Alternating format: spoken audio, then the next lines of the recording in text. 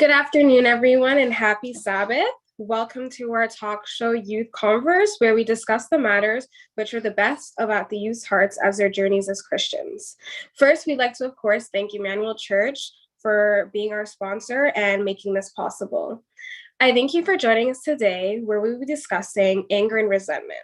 As you know, it's important for us Christians to discuss this topic because God wants us to be slow to anger and to be able to control it. So please stay tuned as we're about to have an enriching discussion. Before we go any further, we're going to listen to our first song, Still, by Natasha Midori.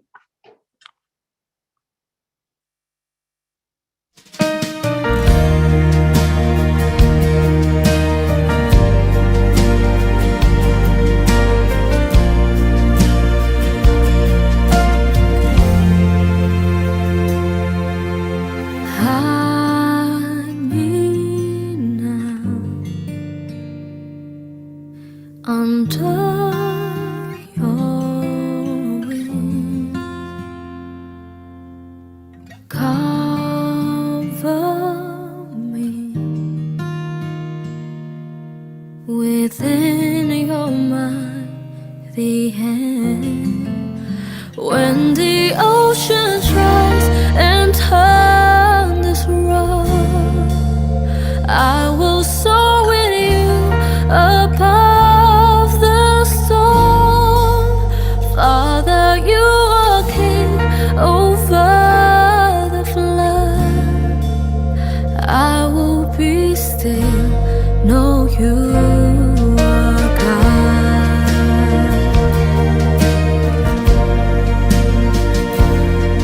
Find rest, my soul, in Christ alone. Know His power in quiet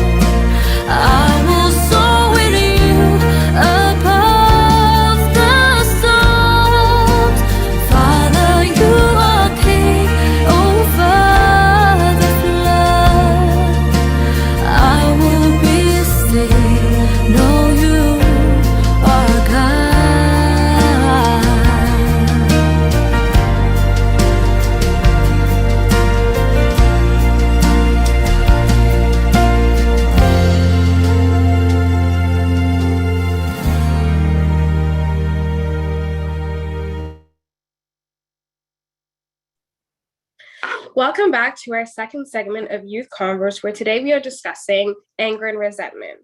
I'd like to invite our guest, Sister Mabel, and our panelist, Rachel, on camera so they can introduce themselves. Sister Mabel, you can start. Happy Sabbath, everyone, and welcome to our talk today.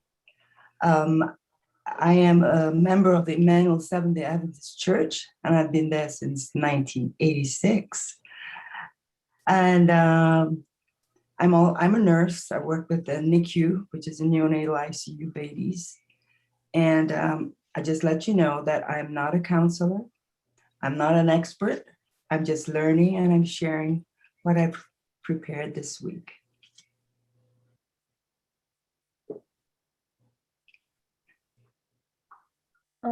My name is Rachel. Many of you probably know me as a familiar face on YouthConverse. I'm a grade 10 student and I'm constantly learning more and more. I love to learn about God and certain topics that we talk about at YouthConverse. I love to have this platform to be able to express what I learned and my opinions on them. Thank you so much. But I'm just going to go right into our questions. And my first question is actually for you, Rachel. And, just to kind of get us started off, define anger and define resentment. Thank you for that question. Anger is a pretty complex emotion, but it can be categorized as a feeling of like antagonism towards someone or something that you feel has deliberately done you wrong. And it's like an emotional response to a real or imagined wrong or injustice. But sometimes people get angry simply because things don't go the way they like. Anger takes place in the present when life isn't going the way they think it should or someone does wrong to them. In this way, anger has a corrosive effect.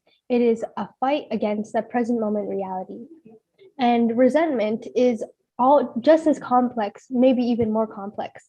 It's a multi-layered emotion that can be described as a mixture of disappointment, disgust, anger, and fear. Thank you so much, Rachel, for those definitions. My next question is for you, Sister Mabel. And what purpose does anger serve us? That's a very good question, Maddie. Anger serves several defensive purposes for us. One, it protects our vulnerability. It works as a shield to deflect uncomfortable primary emotions so that they can be avoided and kept at a distance. Anger also provides a sense of power and control, often to get another to submit to what you want or to your views. In humans, the threat is almost always to the ego. It's how we want to think of ourselves and have others think of us. Anger also neutralizes the ego threat by directing focus outwardly to identifiable external scapegoats, which could be individuals or groups or even institutions. It is almost easier and more comfortable to focus on the actions of others than to focus on oneself. Sadly, this is often done through mentally devaluing or demeaning or undermining the confidence of the person perceived to be threatening us. Yes, thank you so much for that answer, especially, telling how a lot of, evolutionary, that's like instincts for us and why anger can help us sometimes. Rachel, my next question is for you. And how is resentment described in a relationship? Thank you for that question. Resentment is the harboring or ill will or anger against someone who you feel has wronged you and you couldn't stop it. This can occur in family members, friends, and even couples when one or both partners feel hurt or offended by the other and think that their actions were deliberate. This can be like even more prevalent now that COVID has happened and people were in quarantine for so long. There's way more space for people to get into arguments and fights and conflict because they're trapped in the same house. So this can happen with family members and relationships. So this is Thank you. Yeah, for sure. Especially being, stuck with some people in the house, it feels a little small, you feel a little trapped. So that definitely can lead to some anger, resentment.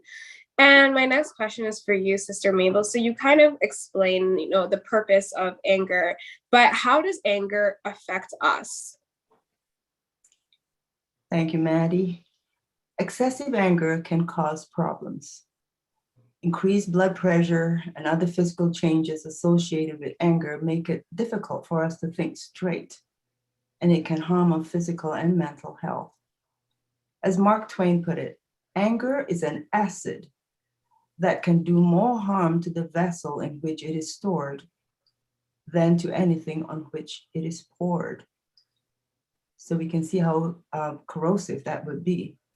Some of the physical effects that anger will place on us is to cause the body to release stress hormones like cortisol, adrenaline, noradrenaline into the bloodstream. So you find your muscles tensing up, your heart rate goes up, your blood pressure increases, your senses might be more acute, your face gets all flushed. And when this happens, losing your temper really affects your cardiac health. It actually can shorten your life when your anger is sustained. Unresolved and continuous anger exhausts our body and leads to weaker immune systems. Weaker immune systems means that we have a greater risk of being ill. We develop hypertension, gastritis, migraines, liver and spleen conditions. I found this very interesting that there was a study done at Harvard School of Public Health in Boston. This is a study done by Dr. Elizabeth Mostovsky and her team, and it was a long study from 1966 to 2013. And it showed that anger outbursts might trigger heart attacks, strokes, and other cardiovascular problems within 2 hours of that outburst. This is due to increase of heart rate, blood pressure, and vascular resistance, which is the force that opposes blood flow that may lead to clots and trigger an inflammatory cascade to health problems. I wanted to share a story with you of a friend of ours. Her son was working in a mine in South Africa, and he had a phone call with his daughter in Toronto, and they had a very heated argument. And sadly, he did develop a cerebral bleed to his demise, and he was less than 50. So that was very sad, and it kind of leads back to the study that I was referring to. Besides physical effects, there's mental, emotional effects on our body as well. None of us enjoy the suffering of anger or lashing out at our loved ones, but we also do not fully realize the implications on our own minds when this happens. Caleb Becker, a health and wellness expert, agrees and explains the spiral of negativity you might enter. He says, and I quote, "Everyone knows that anger is unpleasant, but not everyone realizes just how much it can affect your mental and physical health. It puts you in a funk, which can lead to feelings of hurt, self-doubt, and isolation. As you stew in your anger, you might push others away, even those who care for you the most, and this only serves to worsen your mood. So it's important to learn to manage anger so you don't suffer from these negative effects on your physical health or your mental health." Thank you so much, Sister Mabel, for that answer. Yeah, you're definitely right. A lot of people don't realize the physical and mental effects that anger can have on us. You think that, it's not affecting our body, but so many different, things and reactions are happening when we become angry. So I feel like it's very important to understand that. So my next question will be for you, Rachel. And what is the cause of resentment? Yes, so there is no one cause of resentment, but in most cases, it involves like an underlying sense of being mistreated or wronged by another person, or if someone has done that, not even just a sense of being. Experiencing frustration and disappointment is a normal part of life, but when the feelings become too overwhelming, they can contribute to resentment. I guess we've all interacted with someone who has wronged us or just have not felt 100% happy towards someone and maybe even held grudges. And that's similar to resentment, or interacting with people who hold many grudges. And that's all part of resentment. Yeah, thank you so much, Rachel. And so my next question would be, I guess you're kind of both you and Sister Mabel, but have you ever had to deal with a difficult time of anger and resentment in life? If you ever have like a little story you want to say. Sister Mabel, you can start. Of course, I've never felt any of these, right? I wish I'd never felt any of these in my life, but you know, it's part of growing. There was an incident in our home where I had a disagreement with my husband, and it escalated and it resulted in an outburst of anger on my part. It resulted in me slamming the dishwasher door, and the lock broke. We have not replaced that dishwasher, and that was some years ago now. This is not recent. But it's a reminder that a soft answer turns away wrath, but a harsh word stirs up anger. Of course, after that incident, we did resolve the issue, and there was loving forgiveness, especially for my husband, who is a very forgiving person.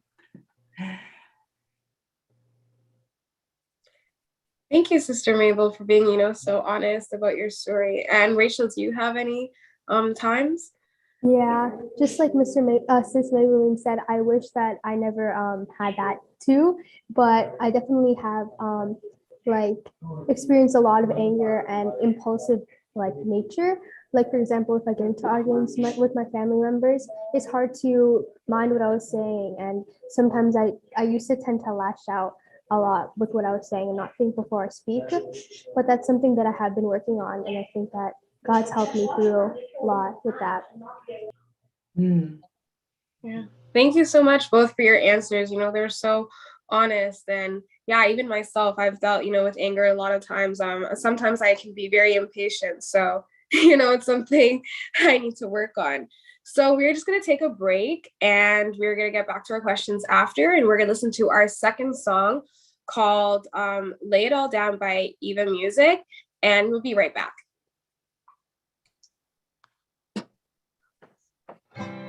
Bring your worry, grief, and pain, every cause you have for shame. Lay it all down, lay it all down. When your cares have buried you, and there's nothing left to do, lay it all down. Lay it all down at the feet of Jesus. At the feet of Jesus.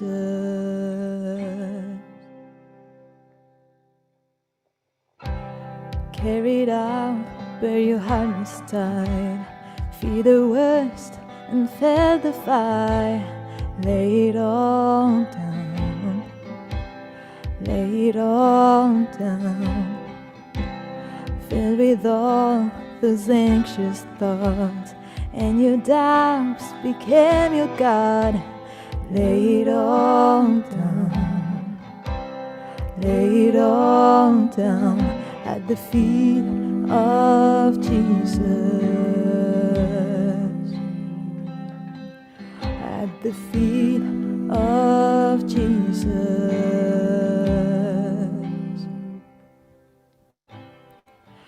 Lay it all down, lay it all down, lay it all down, lay it all down.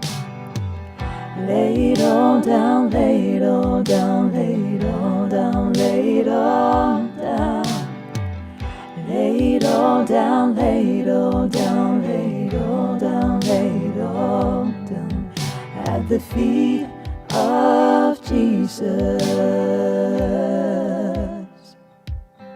At the feet of Jesus.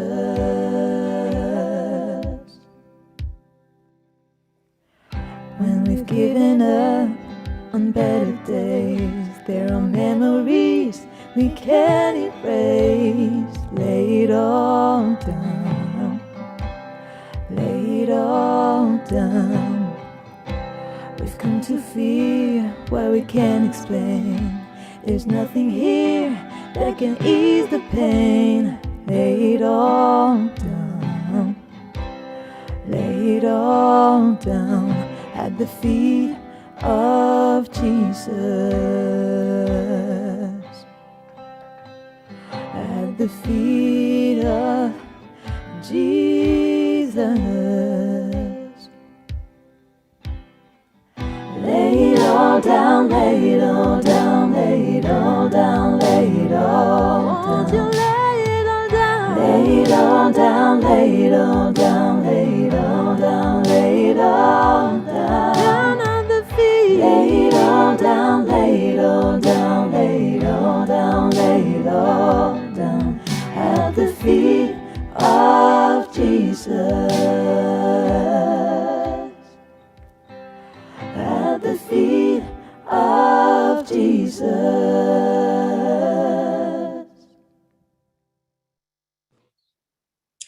Welcome back to our third segment of Youth Converse, where today we are discussing anger and resentment.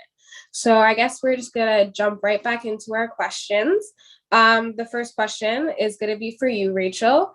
And since we talked about anger, what are some strategies that we can do to deal with anger? Thank you. I think that's a really important question that we can all apply.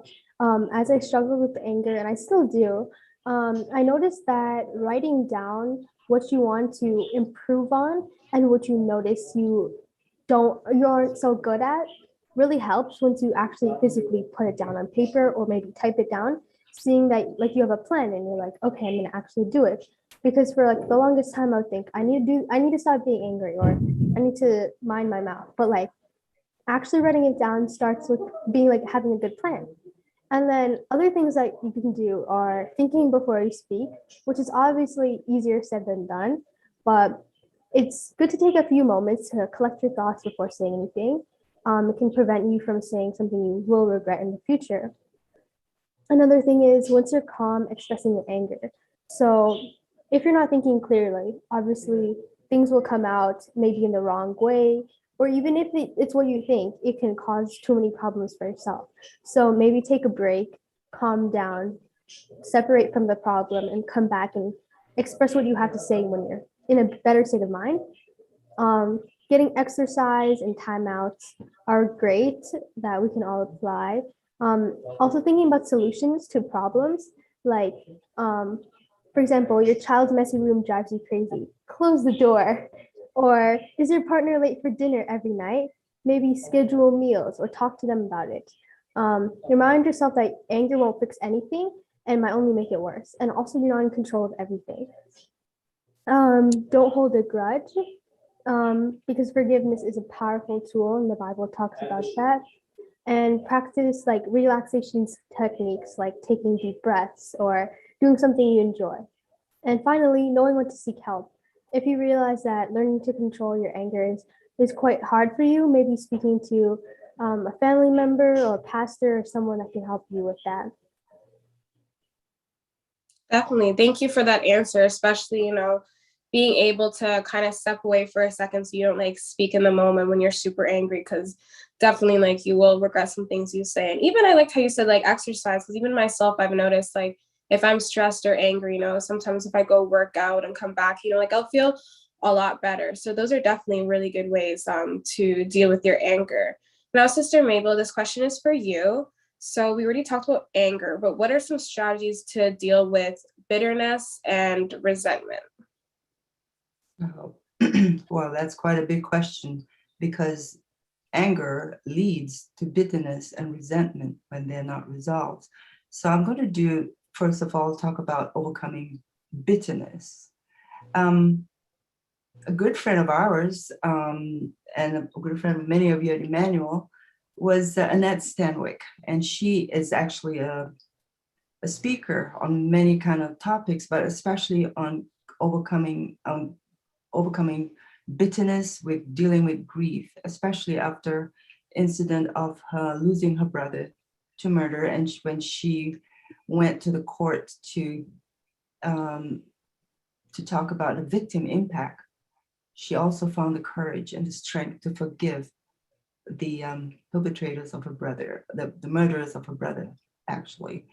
And she went on the premise that once you forgive somebody, it's behind you, you can leave it behind and move on in life. They had to deal with the consequences, but she managed to overcome bitterness. And she has this acronym that she put together called ACES, ACES. And A is to first acknowledge your feelings. Yes, you were hurt. Yes, you were angry. And then C, to confront the issue. I've heard that a saying that when you confront, you conquer. So by addressing this, you do a serious reevaluation of what happened, put your story on hold, listen and take responsibility of whatever happened as well on your part. E is to embrace and face the situation with honesty and with vulnerability. S is for stepping out. This involves making choices to forgive somebody at your own pace and allow yourself to heal and to grow. The other part of the question was to deal with treating resentment. Forgiving is not an easy thing for many of us. That's why Jesus probably included that in his prayer to the Father. Forgive us our debts. If you will allow me to read a very short story from the book, Don't Sweat the Small Stuff by Dr. Carlson, he talks about a friend of his whose health wasn't very good. And she told him how she had not spoken to her son in almost 3 years. Why not, she asked. Why not, I asked, he said. She said she and her son had a disagreement about his wife and that she wouldn't speak to him again unless he called first. When I suggested that she be the one to reach out, she resisted initially and said, I can't do that. He's the one who should apologize. She was literally willing to die before reaching out to her only son. After little encouragement, however, she did decide to be the first one to reach out. To her amazement, her son was grateful for her willingness to call and offered an apology of his own. As is usually the case, when someone takes the chance and reaches out, what happens? Everyone wins. You might have the initial satisfaction of knowing you've done your part by reaching out to create a more loving world. And that certainly will create a more peaceful yourself. And another one that I looked at was using self-compassion. That was what was outlined in what I was handed. This is a very interesting concept, self-compassion. It means being gentle, kind, and understanding with yourself, accepting that you're not perfect and understanding there is potential for learning and growth in every mistake you make. So you need to learn to overcome your inner critic. In self-compassion that involves self-care, you're supposed to put on your oxygen mask before helping someone else with theirs. We need to look after ourselves before taking care of others. This is not being selfish, it's taking care of yourself so you can take care of others. Another way to treat resentment is to try empathy, feeling another's pain. Kindness is a very important step to empathy, saying, I can see how difficult this has been. I can totally see why you would be upset. Let us always choose being kind over being right. Another way to deal with resentment is to lean into gratitude. You know, the Bible gives at least 139 times in the Bible where the word thank is mentioned. It is normal for us to get caught up in all the negative things happening around us, but especially right now. But positive psychology research says that gratitude is strongly and consistently associated with greater happiness. Gratitude helps people feel more positive emotions, relish good experiences, improve their health, deal with adversity, and build strong relationships.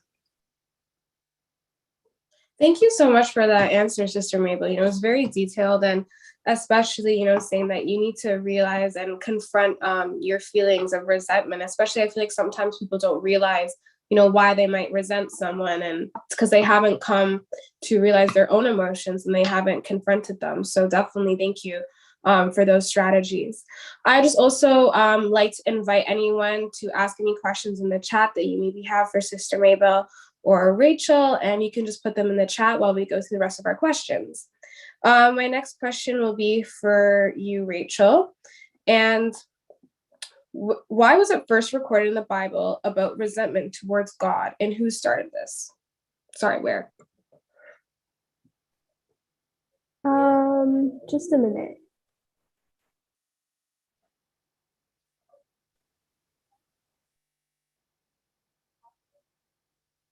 No problem, Rachel. I mean, Yeah, my thing is not working, but I also did not prepare for this question. I think I prepared for a different one.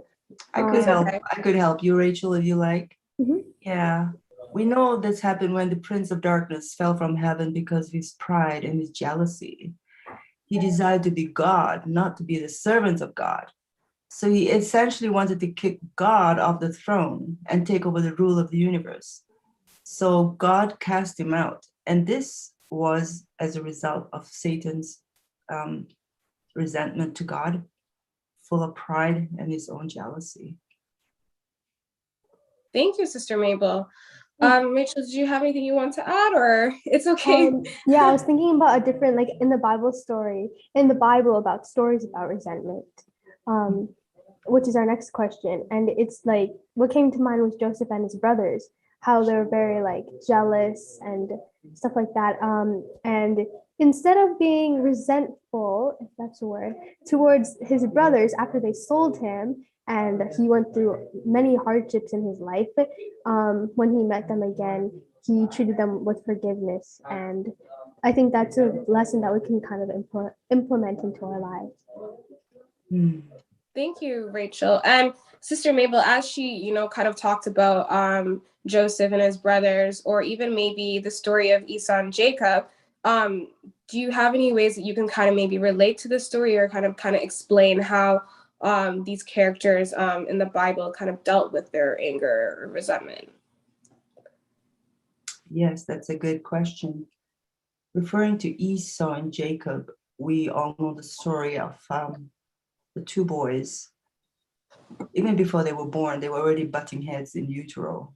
I mean, these were special babies who Isaac had prayed for because his wife was barren. And those two boys became different individuals. One became a hunter outdoors, and one just was a mild man who lived in tents close to his mom. They couldn't be more different, just like we are, but God made them unique.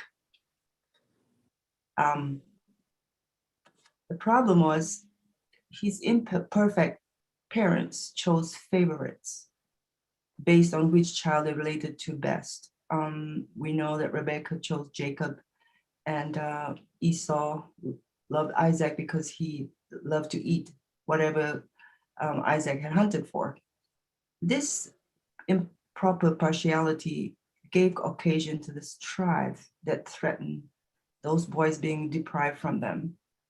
The theologian Joseph Benson said such partiality should be carefully guarded against in parents, as both sinful in itself and of dangerous tendencies with lifelong effects. The truth is, for us, God doesn't play favorites. We are all his favorite, and he loves each of us conditionally. We are all equally loved, equally rewarded for our obedience and devotion to him. And the same way, we need to celebrate the uniqueness of all our brothers and sisters in Christ. Another lesson from Esau that I saw was that Esau despised his birthright. He showed contempt for his firstborn rights. The lesson from this, I find, is that he developed anger and hate against his brother when he realized what his brother took from him, the birthright. A lesson for us is never trade what is sacred, eternal, and enduring for what is temporal and fleshy. It always leads to disappointment and resentment as we look back on what we lost. So we need God to protect our hearts from the root of such bitterness, from remorse and regret. Yes, thank you, Sister Mabel, for that answer, especially saying how, we should never fall for the trap of choosing like the new flashy thing, because later we will like regret or resent those things. Rachel, my next question is for you. And as we're talking about stories in the Bible, what does the Bible have to say about harboring anger and resentment? Thank you for that. There are many verses that talk about this. One first verse that we have says, "Refrain from anger and forsake wrath. Fret not yourself; it tends to only be evil." Throughout the Bible, it talks about freeing yourself from anger and resentment and these emotions because it harms not only yourself but others. And the Bible also says, "Whoever is slow to anger has great understanding, but he who has a hasty temper exalts fully," and even how God is slow to anger. So we should probably try to do that too. Yes, thank you so much, Rachel, for those verses. My next question and my last question will be for you, Sister Mabel. And once again, I'd like to invite anyone to ask any questions they may have in the chat, and we can get to answering them. But Sister Mabel, how and where can we get help for our anger and resentment? First of all, we know that our help comes from God and His Word, full of wisdom and counsel for living His way, and also looking at God's attribute of being slow to anger. It's one of the most valuable lessons we can learn in Christian life. Another way we can get help is to talk to God every day, daily, all the time. Prayer keeps us in His presence. And at the same time, we need to daily reevaluate, realign, and repent of our shortcomings as we seek to grow as Christ following parents and as His children as well. Another way we could get help is to seek counselors from godly people, coaches, mentors, mental health professionals who know how to help us deal with all our anger and resentment. Also, we can learn relaxation techniques. We can join anger management groups that are out there, which we can be referred to. And again, I'm going back spiritually again to allow the Spirit to keep our hearts and our minds humble. Keep our minds and our hearts humble so that we do not be short-tempered, quick to anger, but to be quick to hear, slow to speak, and slow to anger. For the anger of man does not produce the righteousness of God, as James 1 verse 19 to 22 says.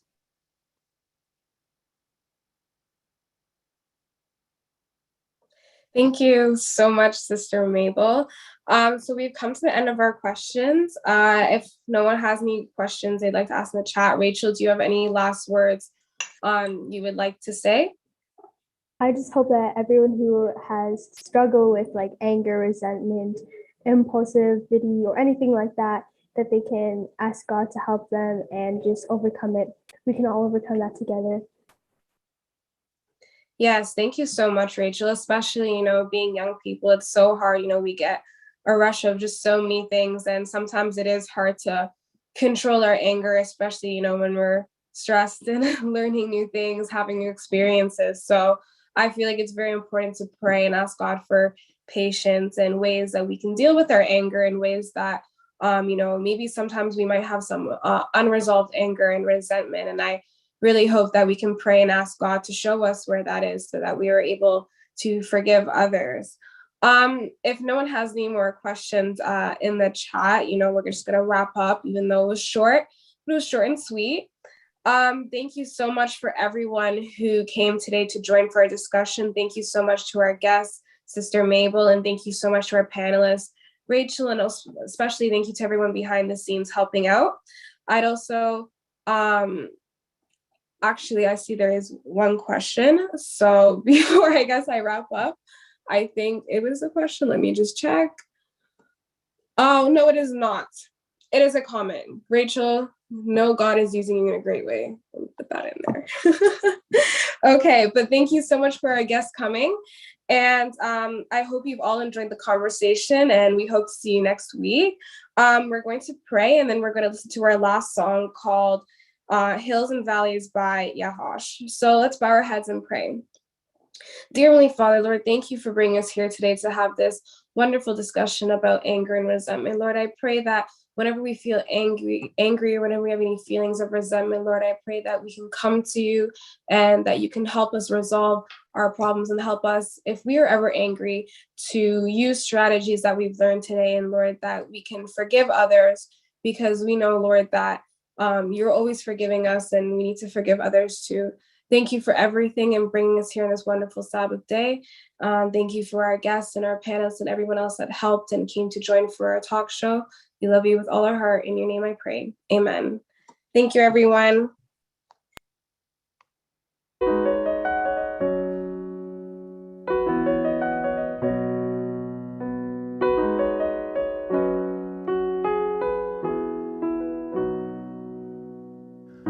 I've walked among the shadows, you wiped my tears away. And I felt the pain of heartbreak, and I've seen the brighter days. I've prayed prayers to heaven from my lowest place, and I have held the blessings God, you give and take away. No matter what I have, your grace is enough. No matter where I am, I'm standing in your love. On the mountains, I will bow my life to the one who set me there. In the valley, I will lift my eyes to the one who sees me there. When I'm standing on the mountain, I didn't get there on my own. When I'm walking through the valley, I know I am not alone. You're God of the hills and valleys, hills and valleys, God of the hills and valleys, and I am not alone. I've watched my dreams get broken. In you I hope again. No matter what, I know I'm safe inside your hand. On the mountains I will bow my life to the one who set me there. In the valley I will lift my eyes to the one who sees me there. When I'm standing on the mountain, I didn't get there on my own. When I'm walking through the valley, I know I am not alone. You're God of the hills and valleys, hills and valleys, God of the hills and valleys, and I am not alone. Father, you give and take away every joy and every pain. Through it all, you will remain. Over it all, Father, you give and take away every joy and every pain. Through it all, you will remain. Over it all. On the mountains, I will bow my life. Yeah. In the valley, I will lift my eyes. Oh, on the mountain, I will bow my life to the one who set me there. In the valley, I will lift my eyes to the one who sees me there. When I'm standing